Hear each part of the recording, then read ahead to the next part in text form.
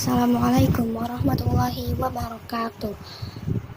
Kepada yang terhormat Ibu dosen pengampu mata kuliah studi hadis, Ibu Hajah Bibik Nabilatul Fauzia LCMA. Perkenalkan, nama saya Dias Raisyah Nur Aziza dari kelas 1C program studi PAI. Izinkan saya untuk menjelaskan tentang ilmu hadis, riwayah dan diroyah serta sejarah perkembangannya. Nah, untuk pengertian ilmu hadis itu adalah ilmu yang membahas tentang sanad dan matan.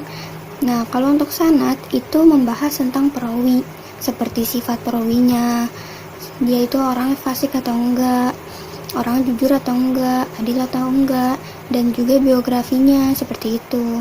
Nah, kalau untuk matan itu membahas tentang redaksinya, jadi kayak seperti apakah ada kecacatan atau kejanggalan dalam hadis tersebut. Nah, untuk singkatnya, hadis riwayah itu adalah hadisnya sendiri. Jadi kayak misal contoh an Abi Hurairah radhiyallahu anhu qala Rasulullah sallallahu alaihi wasallam dan seterusnya.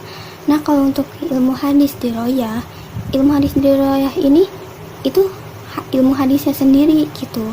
Jadi perbedaannya mungkin di situ. Kalau untuk riwayah ini dia membahas tentang redaksinya, dan sedangkan ilmu hadis diroyah membahas ilmu hadisnya. Ini juga ada namanya perawi dan marwi. Nah, untuk perawi sendiri nih apa sih atau siapa sih?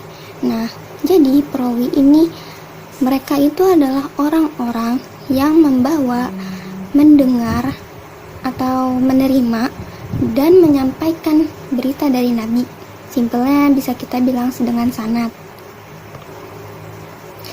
Sedangkan marwi adalah isi berita yang diriwayatkan. Simpelnya bisa kita sebut dengan matan. Nah, ilmu hadis riwayat itu objek pembahasannya yaitu diri Nabi sendiri, diri Nabi Muhammad SAW.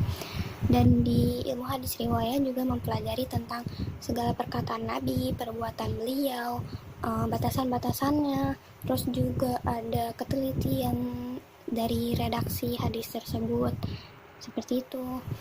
Nah, titik fokus hadis riwayat ini adalah matan, tapi matan tidak bisa berdiri sendiri tanpa sanad. Nah, untuk yang kedua ini hadis diroyah.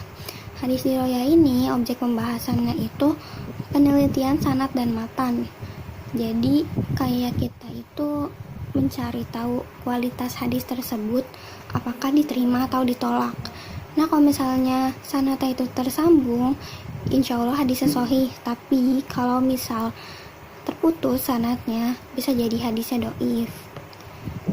Di ilmu hadis diroyah ini juga mempelajari tentang hakikat periwayatan, syarat-syaratnya, macam-macamnya, hukum-hukumnya, dan keadaan para perawi.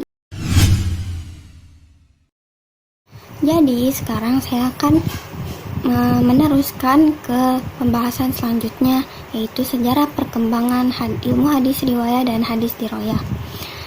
Jadi pembahasan kali ini itu periodenya terbagi menjadi 5. Yang pertama periode Nabi Muhammad SAW, yang kedua periode sahabat, yang ketiga periode tabi'in, yang keempat periode tabi-tabi'in, dan yang kelima periode setelah tabi-tabi'in dan sampai sekarang.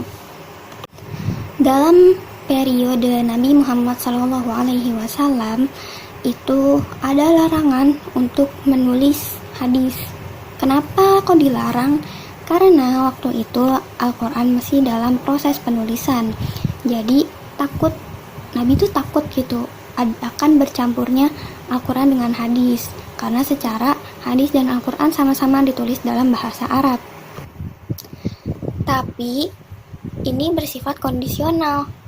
Kadang diperbolehkan waktu itu saat ada peristiwa Fatu Makkah, yaitu ada seorang laki-laki dari Yaman berkata, tuliskanlah aku, dan Nabi mengizinkan sahabat untuk menuliskan hadis tersebut untuk laki-laki itu. Dan juga pada masa Nabi ini itu sudah ada sahabat yang memiliki catatan koleksi hadis. Dan di masa Nabi juga itu sudah ada dasar ilmu hadis. yaitu dalam Quran Surat Al-Hujurat ayat 6 dan Al-Baqarah ayat 282. Di masa sahabat ini disebut juga sebagai masa pembatasan periwayatan atau taklil ar-riwayah. Kenapa bisa disebut sebagai taklil ar-riwayah? Karena pada saat itu terjadi konflik politik yang menyebabkan banyaknya orang membuat hadis palsu. Jadi ketika ada orang yang ingin menyampaikan hadis, mereka itu harus membawa 2 orang saksi dan harus bersumpah. Dan mereka juga melakukan rihlah ilmiah dengan mengunjungi para sahabat yang sudah pindah ke berbagai negara Islam untuk mengecek kebenaran hadis, seperti apakah benar Rasulullah pernah berkata seperti ini. Di masa sahabat ini, hadis itu timbul secara lisan, dan seperti yang tadi dijelaskan, periwayatannya ini harus dengan 2 orang saksi, sumpah dan sanad. Lalu beralih ke masa tabi'in. Di masa tabi'in ini, hadis itu mulai ditulis dan dibukukan secara resmi di bawah perintah Khalifah Umar bin Abdul Aziz. Dan di masa ini, ulama yang pertama kali melakukannya itu adalah Ibnu Syihab Az-Zuhri. Dari masa ini pula mulai muncul 3 model kitab, yaitu Muwatta, Musannaf, dan Musnad. Tapi walaupun sudah tertulis, ilmu hadis ini masih bercampur dengan ilmu fikih. Jadi dia ini belum terpisah penulisannya. Nah, seperti dia contoh Ar-Risalah karya Imam Asy-Syafi'i. Lalu pada masa tabi'in, di masa ini disebut juga sebagai masa keemasan atau kejayaan kodifikasi hadis. Tapi ada sebutan lain juga, yaitu sebagai masa filtrasi, yaitu dipisahkannya hadis dengan perkataan sahabat. Tapi ada lagi nih sebutannya, yaitu masa klasifikasi, yaitu pemisahan hadis sahih dengan yang tidak sahih. Lalu ada juga munculnya kutubus sittah. Jadi di masa tabi'in ini pula, ilmu hadis itu penulisannya sudah dipisahkan dari ilmu-ilmu yang lain, tapi belum menyatu.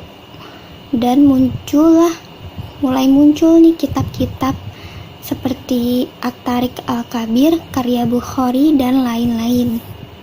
Lalu untuk periode yang terakhir, yaitu setelah tabi'in sampai sekarang, ini penulisan hadis itu lebih sistematis, dan juga muncul kitab-kitab seperti Mustadrak, Syarah, dan Ikhtisar, dan masih banyak lagi sebenarnya. Terus juga ilmu hadis ini sudah berdiri sendiri. Dan kitab pertama ilmu hadis yaitu Al-Muhaddits Al-Fasil Baina Ar-Rawi wa Al-Wa'ir, karya Roma Hurmuzi.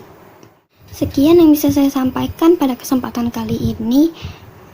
Sedikit kesimpulan untuk penutupnya, yaitu hadis riwayat dan diroyah ini saling keterkaitan antara satu sama lain, jadi tidak bisa berdiri sendiri. Mungkin itu aja, dan terima kasih kepada Ibu dosen Hajah Dewi Bik Nabilatul Fauzia selaku dosen pengampu studi hadis yang telah memberikan kesempatan untuk saya menyampaikan kembali materi ini. Dan terima kasih juga kepada yang sudah menyimak video ini sampai habis. Semoga bermanfaat, dan terlebih kepada saya sendiri. Terima kasih. Wassalamualaikum warahmatullahi wabarakatuh.